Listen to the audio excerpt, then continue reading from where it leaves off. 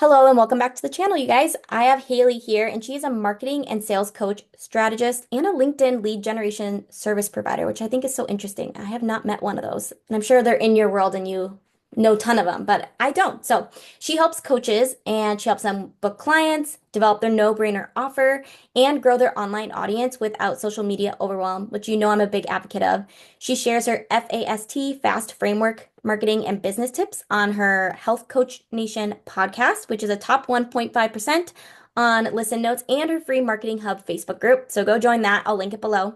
She's been named as one of the top 25 coaches in Chicago and one of the top 6 business podcasts for health coaches. And since 2010, Hailey has worked in the coaching industry and in business development and marketing for startups. So I want you to just quickly tell me a little bit more about like how did you get started into this entrepreneur space? Yeah. So I have always been an old soul and a little bit just kind of into personal development and weird stuff like that from a young age. And when I was 16, my first stab at learning sales and marketing was selling fitness DVDs. And then I ended up, and I had to have like my parents sign my paperwork because I was like 16. And then I ended up getting my bachelor's degree in entrepreneurship. And then I started to work in business development and marketing for startups. And the startups that I worked for were in the coaching space or in the wellness space. There were a couple different companies. And I really loved that because it was a fast-paced environment. It got me to see that a lot of these startups that we think, have it all together and or if you personally are waiting to like do something big in your business because you think, oh, I need more experience or I have to be perfect or whatever.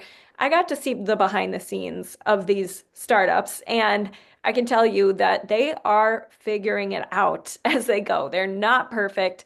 You are given responsibilities that, you just have to figure out. And I loved that experience and thought it was going really well. But unfortunately, one of the startups that I worked for ended up having to let everybody go because they were facing some curveballs they did not foresee about getting approved to open. And that is when I decided I want to continue to work in business development and marketing and helping people with sales, but do it more in my own business. And I started to work with coaches and wellness professionals and people of that nature. And the thing that I noticed was a lot of these people have so much passion for the service they provide. But then when it comes to sales and marketing, they dread that. They don't want to do it, or they didn't know they were going to have to learn so much about it to be able to do it as a solopreneur. And so my goal is to help you not dread that process, to figure out your strengths, to pick a marketing platform or strategy that you can stick with and be able to actually work with clients because that is why we're doing what we're doing is because we want to make an impact and you can't do that or have a business unless you're getting paying clients. So that's kind of what I started doing in 2017 and started the Health Coach Nation podcast and have been doing it ever since. Awesome. I love it. So you started the podcast in 2017. Yeah, Wow. back I in would the feel like day. that's like kind of back in the beginning of podcasting a little bit. Oh, I still felt kind of late, Oh, did but you? yeah, but it is better to start it then than now, I think. But it's so crazy to me how many people start a podcast and then stop before episode 7. Like it's some crazy stat, like most podcasters give up after like 2 episodes or something crazy. So, yeah, Yeah. sticking with it is key. Yeah, definitely. Okay, so since you have such a huge background in marketing, let's go a little bit into sales pages since website is kind of my thing. And how can you make an effective sales page? What are some website mistakes that people are potentially making that's costing them clients? Yeah.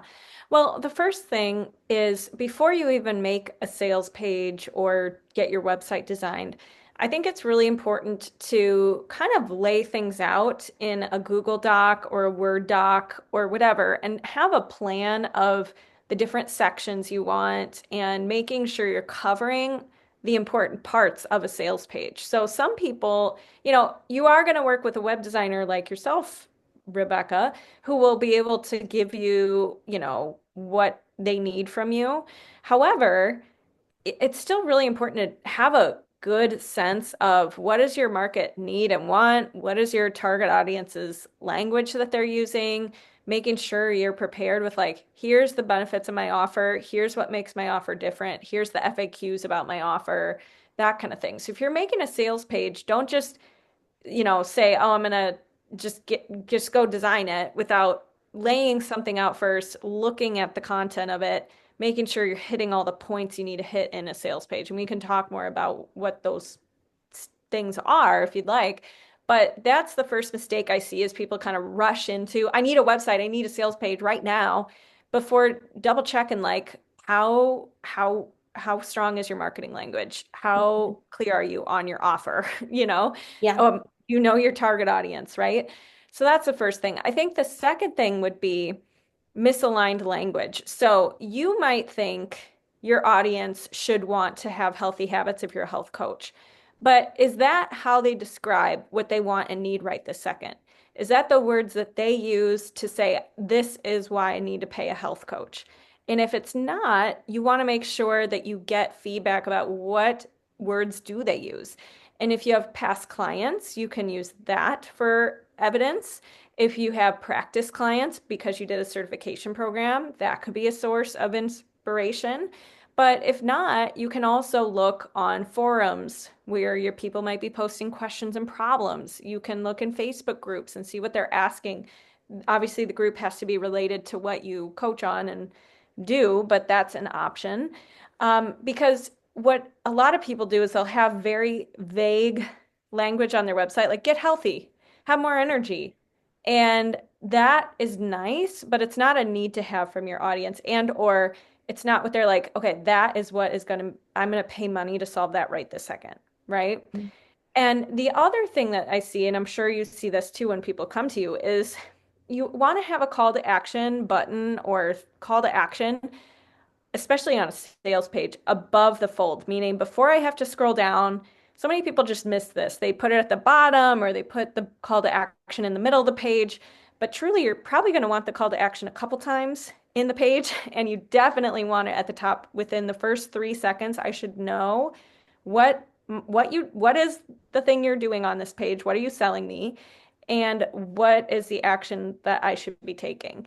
And then I think the other thing too is a lot of people think it's enough to just kind of highlight the offer, talk about what it is, talk about the features, but we need to have some sense of urgency, right? Like, and it doesn't have to be, there's a discount when you sign up tomorrow. It could be a discount when you enroll within a certain time frame, but we have to define why should somebody do this now with you as opposed to waiting?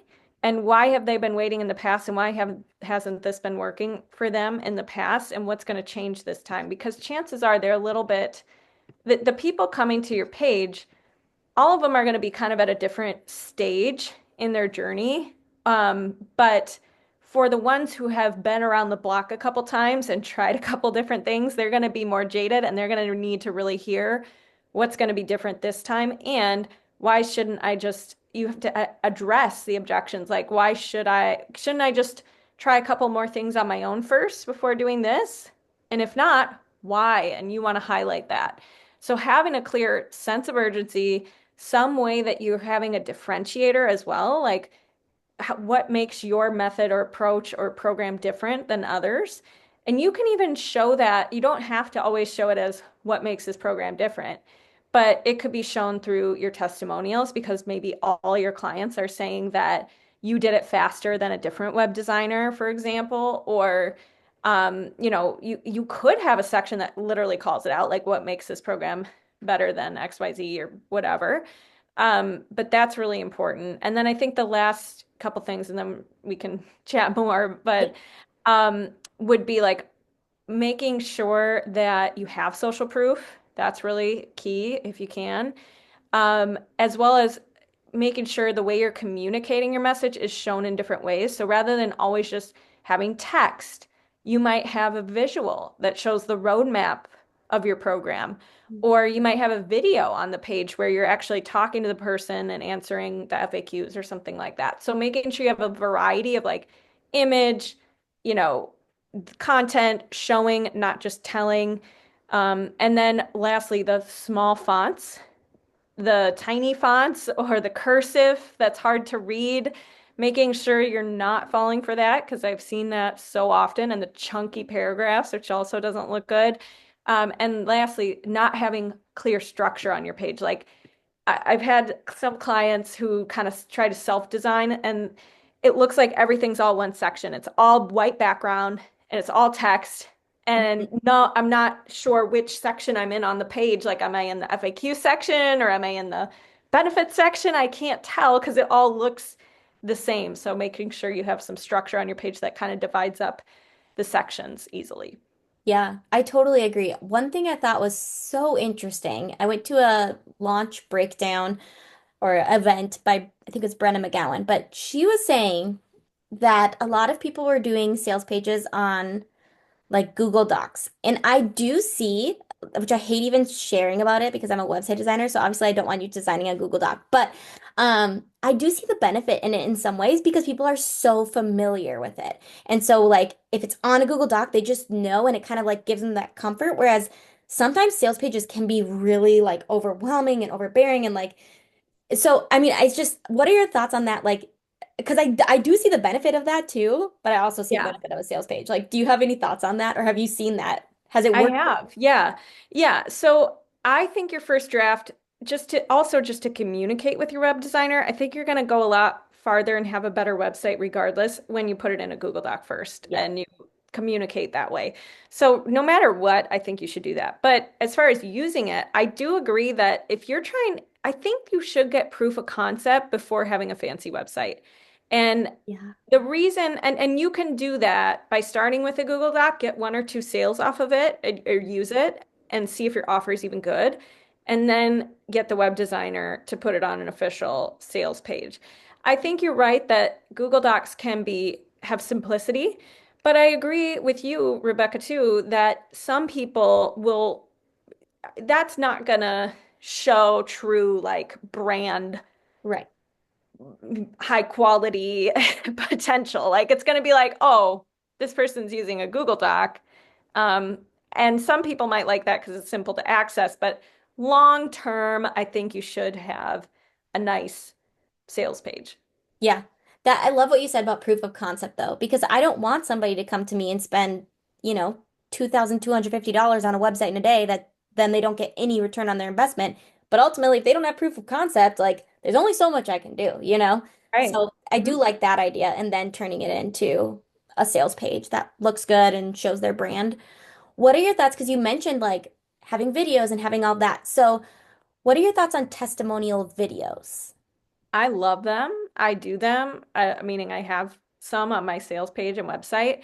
The tricky part is making sure that when you ask for them, you have to give some parameters, meaning you don't want someone to go on for 45 minutes, add a ton of filler words, be taken forever to get to the point. Hmm. That's not a good testimonial video, right? So you want to give like, hey, would you be open to making a 2 minute or 1 minute testimonial video? Here are some prompts to answer in the video if you need inspiration, and literally ask like, what were your tangible wins? Where were you before the offer versus where are you now? What would you say to someone hesitating to reach out to me? Like questions like that, because what can happen with testimonials if you're just, hey, can you write me a testimonial with no clarity on what, no prompts and no parameters, is people just want to be nice, of course, and do it. And so they'll say, like, oh, so and so is so compassionate and nice and caring.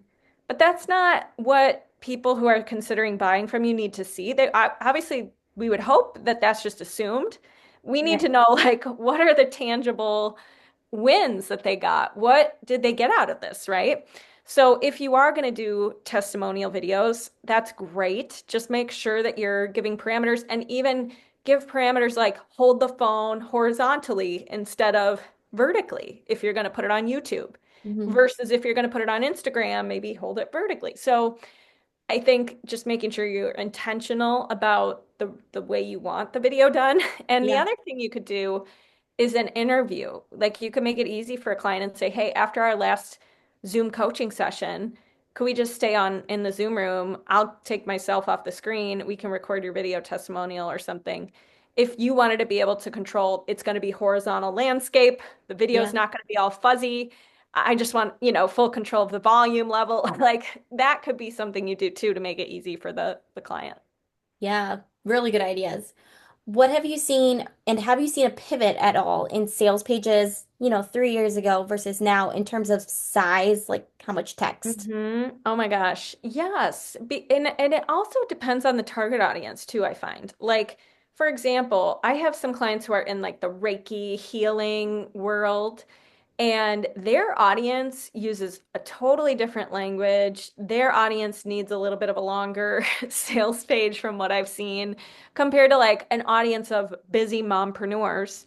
Might Hmm. need a very short, simple, straight to the point, no BS landing page or sales page. So part of it depends on your niche, but I will say our attention spans keep getting shorter and shorter and shorter. And so the simpler you can make it to read what you're writing with bold words on the words you want them to skim read, with headers that separate the sections, the better because people are just as, and depending too on how old is your audience, right? But Yeah. like younger generation, they just have like no attention span these days. So yeah, short and simple and to the point can always be, I think it's more important nowadays than it used to be. Yeah. Have you seen any sales pages where there's a video at the top that basically just explains everything below? I have, yeah. Do you find And those to be seen, good? yes, if you have a video on your page somewhere, it just tends to convert better because there are going to be people who just want to listen to the gist Hmm. instead of read through everything. However, I don't think that's the only thing you should put on there because there will be people who want to read the fine Yeah. print. So I think a combo of both is good. Yeah. Well, those are awesome tips. So thank you so much. Is there anything else you want to talk about related to copywriting, or did we cover most of it? We covered a lot of it, but I think that one thing too that I would suggest for everybody is once you make a outline of what you want your sales page to be, really take a break from it and come back to it with fresh eyes and read it as if you were your ideal client or a stranger to you. And make sure you're not using any terms that are just unique to your industry or your education level or like, sometimes I call it coach speak sometimes. Like we have words like cognitive behavioral therapy. Okay, but put that in words that your target audience would be like, oh, that's going to help me. And here's how, right? So read it from that perspective. Also have some strangers read it and say, like, would you understand what I'm talking about? You want to kind of think about, could this be understood by like a 7-year-old? And if not, that means maybe there's some room for improvement. And the other thing I'll say is if you want to send traffic, because that's the whole other thing, um, once you have the page or you have your website, your job is going to be to send traffic to it. And you can either do that through Rebecca's awesome SEO strategies, but you can also accompany that with organic marketing and eventually ads. But if you're going to do relationship building, organic marketing, Hmm. um, I do have a free gift that is 4 steps of client attraction. It's a cheat sheet in class, and it takes you through how do you send more people to your email freebie or your website or a call with you, that kind of thing. And it gives some examples, and it has a template one of my clients used to book several clients. So that's at haileyrowe.com/client hyphen attraction if anybody's interested. Yeah, that's great. I will link it below, and I'll link your podcast below too, and your Facebook group because those are all just awesome resources. So thank you so much for coming on. And again, go check all those resources out, and I will talk to you soon. Thank you. Yeah.